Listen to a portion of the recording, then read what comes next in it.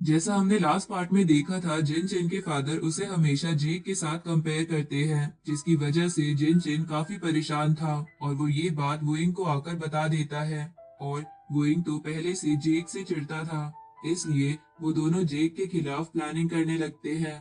अब आगे तो कहानी की शुरुआत होती है और हम जेक को देखते हैं, जिसके लिए ब्लैक फॉक्स गैंग का लीडर एक नई स्वॉर्ड लेकर आया था और वो स्वॉर्ड बिल्कुल वैसी थी जैसी जेक को चाहिए थी। साथ ही उसमें एक ब्लेड भी अटैच था, जो उस स्वॉर्ड को और ज्यादा बेहतर बना रहा था। जेक काफी आसानी से उस स्वॉर्ड की मदद से एक पेड़ के कई टुकड़े कर देता है। ये देखकर ब्लैक फॉक्स गैंग का लीडर जेक की तारीफ करने लगता है। तभी लीडर का साथी जेक को बताता है कि उन्होंने इस स्वॉर्ड को इतनी अच्छी बनाने के लिए 500 कॉइंस एक्स्ट्रा दिए थे। पर लीडर उस बंदे को डांटने लगता है, क्योंकि जेक ने उनकी इतनी बार जान बचाई है और वो जेक के लिए 500 कॉइंस तो दे ही सकते हैं। पर जेक तुरंत ही अपने पास से 500 कॉइंस निकालकर उसे देने लगता है। पहले तो लीडर लेने से मना करता है, पर जेक के जिद करने पर वो उन्हें ले लेता है। जेक उससे पूछता है कि क्या वो डुअल कल्टीवेशन के बारे में कुछ जानते हैं। ये सुनते ही वो दोनों जेक को आंखें फाड़कर देखने लगते हैं और हंसने भी लगते हैं। जेक उन्हें बताता है कि उसने एक बुक पर उस टेक्निक को देखा था और सोच लिया कि ये कोई लोअर क्लास टेक्निक होगी, इसलिए छोड़ दिया, उसकी प्रैक्टिस नहीं की। अब लीडर बताता है कि अगर जेक चाहे तो जरूर प्रैक्टिस कर सकता है, लेकिन उसके लिए जेक को किसी फीमेल कल्टीवेटर का कंपेनियन बनना होगा। ये सुनकर जेक कहता है कंपेनियन बनने तक तो सब सही है, पर इस टेक्निक में एनर्जी कैसे सर्कुलेट करते हैं, इस बारे में उस बुक में भी कुछ नहीं लिखा था। अब वो लीडर जेक के पास आकर कहता है कि उसे अभी इस सब की चिंता करने की जरूरत नहीं है। वो काफी सीधा लड़का है। जब उसे कोई फीमेल कल्टीवेटर मिलेगी, तब वो इस बारे में उस लड़की से बात कर सकता है। आगे लीडर कहता है जब वो लड़की जेक की कंपेनियन बनेगी, तब उसे सब समझ आ जाएगा कि एनर्जी सर्कुलेट कैसे होती है। आगे जेक पूछता है कि उसे उसके लायक फीमेल कल्टीवेटर कहाँ से मिलेगी। इस पर लीडर कहता है कि जेक काफी ज्यादा टैलेंटेड है और उसे यकीन है कि वो आगे चलकर जरूर काफी टैलेंटेड फीमेल कल्टीवेटर से भी मिलेगा, इसलिए अभी से उसे इसकी चिंता करने की जरूरत नहीं है। अब जेक उसका शुक्रिया करता है और बताता है कि अभी उसे काफी काम है, इसलिए वो वहां से चला जाता है। सीन शिफ्ट होता है और रात हो चुकी थी। जेक किसी दूसरे फॉरेस्ट में था, जहां वो गोल्डन ट्रेजर माउस का वेट कर रहा था और उसने उस जगह बहुत सारे ट्रैप्स भी लगा रखे थे। जेक को पता था कि वो माउस रात में बैम्बू खाने जरूर आता है। तभी वहां वो माउस आ भी जाता है और सीधा जाके ट्रैप की तरफ जाने लगता है, लेकिन वो ट्रैप एक्टिवेट होता इससे पहले माउस रुक जाता है। ऐसा लग रहा था कि वो उस ट्रैप से बच जाएगा, पर माउस का ट्रैप पर पैर लग जाता है, जिससे वो बंद होने लगता है। लेकिन वो माउस काफी ज्यादा तेज था और ट्रैप बंद होने से पहले उससे बाहर आ जाता है। तुरंत जेक माउस को पकड़ने के लिए एक जाल फेंकता है, पर वो माउस तो उस जाल से भी बच जाता है। अब जेक माउस का पीछा करने लगता है और अपने दूसरे ट्रैप्स भी एक्टिवेट करता है, पर वो गोल्डन माउस तो किसी भी ट्रैप में नहीं फंस रहा था। अब वो माउस ब्रिज तक आ जाता है, पर जेक ने वहां तक ट्रैप्स लगाए थे और वो माउस एक स्टिकी ट्रैप में फंस जाता है। जेक उस गोल्डन माउस के पास जाने लगता है, तभी उसका लॉकेट चमकने लगता है, उसका मतलब उसे काफी ज्यादा खतरा है। तभी जेक के ऊपर अटैक हो जाता है। जेक जैसे ही अटैक करने वाले बंदे को देखता है, उसकी सारी पुरानी यादें ताजा हो जाती है, क्योंकि वो वही बंदा था जिसने जेक के दोस्त और उसकी फैमिली को मारा था। उसे लोग एडी के नाम से बुलाते हैं। अब एडी उस माउस को उठा लेता है और देखता है उसके पास तो स्पिरिट आइज है, तो एडी उसे इलेक्ट्रिक शॉक देकर कंट्रोल में कर लेता है और माउस लेकर जाने भी लगता है। तभी जेक काफी गुस्से में कहता है कि आखिरकार उसने उसे ढूंढ ही लिया। जेक बिना टाइम वेस्ट किए स्वॉर्ड से अटैक कर देता है, पर एडी काफी आसानी से जेक का अटैक रोक लेता है। जेक यही रुकता नहीं और वो लगातार अटैक्स करने लगता है, पर एडी तो काफी आसानी से जेक का हर अटैक रोक रहा था। जैसे ही जेक सामने से अटैक करता है, एडी जेक की स्वॉर्ड अपनी उंगलियों से पकड़ लेता है और जेक को दूर भी फेंक देता है। जेक अपने आप को संभालता है और एक काफी स्ट्रॉन्ग स्लैश अटैक करता है। पर एडी को देखकर लग नहीं रहा था कि इतने स्ट्रॉन्ग अटैक से भी उसे कुछ हुआ है।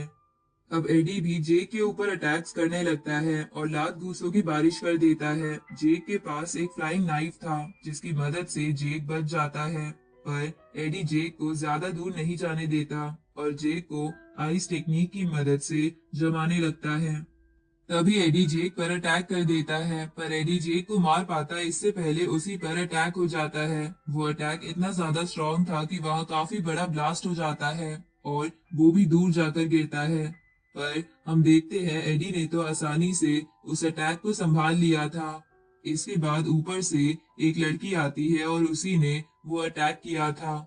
और वो एडी से कहती है कि उसने तो सोचा भी नहीं था कि वो बच्चों पर भी अटैक करता है। अब हमें पता चलता है कि वो लड़की तियानबू सेक की वॉरियर जीजू है। जीजू एडी से कहती है कि आज वो उसे नहीं छोड़ेगी। एडी कहता है उस लड़की की मौत उसकी वजह से नहीं हुई, पर जीजू उसकी एक नहीं सुनती और एक काफी स्ट्रॉन्ग अटैक कर देती है।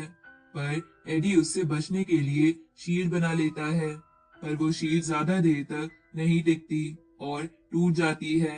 अटैक से बचने के लिए एडी भी ऊपर आ जाता है। जीजू ऊपर भी एडी पर अटैक कर देती है।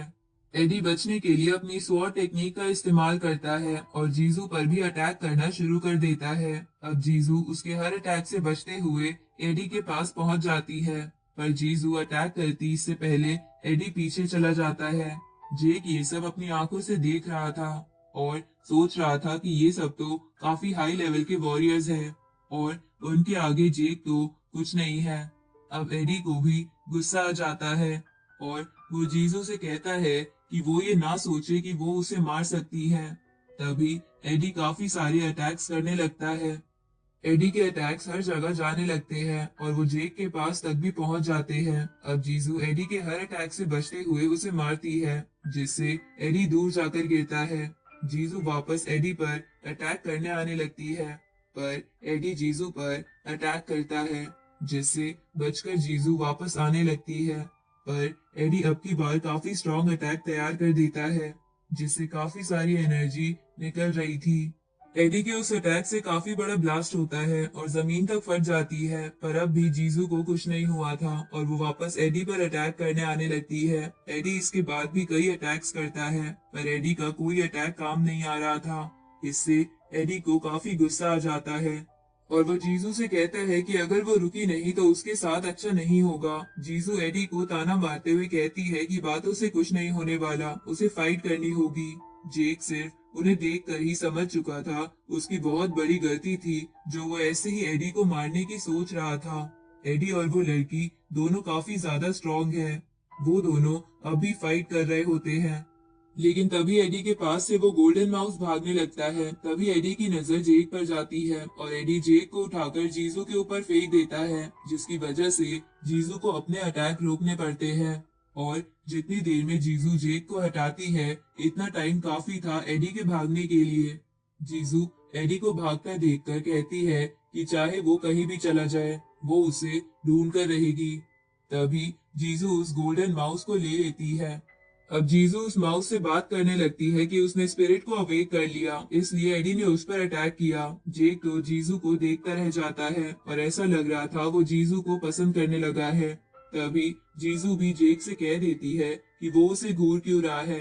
अब जेक जीजू को रोकता है और उसे बताता है कि उसने अपनी पूरी जिंदगी एडी को मारने के लिए कल्टीवेशन की है, पर जीजू कहती है उसे इससे कोई मतलब नहीं है और ये कहकर वो वापस जाने लगती है। तभी जेक कहता है जीजू की फाइटिंग टेक्निक काफी ज्यादा अमेजिंग है और आज तक जेक जितने भी कल्टीवेटर से मिला है वही उनमें से सबसे ज्यादा स्ट्रॉन्ग है। इसलिए जेक जीजू से पूछता है कि क्या वो उसके साथ डुअल कल्टीवेशन मेथड की ट्रेनिंग कर सकती है। जेक जीजू से उसकी कंपेनियन बनने की कहता है। ये सुनकर जीजू गुस्से में आ जाती है और जेक से कहती है कि वो एक मामूली लड़का है और वो उससे शादी करना चाहता है। शादी की बात सुनकर तो जेक भी हैरान हो जाता है और सोचने लगता है कि कंपेनियन बनने के लिए शादी करनी पड़ती है। फिर जीजू कहती है कि उसके ऊपर उसके सेक की जिम्मेदारी है और जब तक वो मार्शल एसेंशियल लेवल अचीव नहीं कर लेती तब तक वो शादी नहीं करेगी। पर जेक को मार्शल एसेंशियल लेवल के बारे में ही नहीं पता था। इसलिए वो जीजू से इसके बारे में पूछने लगता है। जीजू जेक से कहती है कि उन दोनों की जिंदगी काफी अलग है, फिर भी जेक ने उसे शादी का प्रपोजल दे दिया।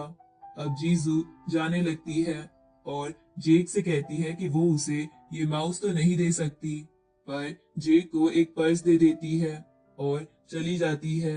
अब जीजू के जाने से पहले जेक उससे कहता है कि अभी उसका लेवल काफी लो है, पर वो सबसे स्ट्रॉन्ग वॉरियर बनकर तियानवू किंगडम में उससे मिलने आएगा। जीजू जेक से कुछ बनकर आने की कहती है, जिसके बाद जेक घर पर होता है और देखता है कि उस पर्स में तो बहुत सारी हर्ब्स थी जो जेक के काफी काम आने वाली है।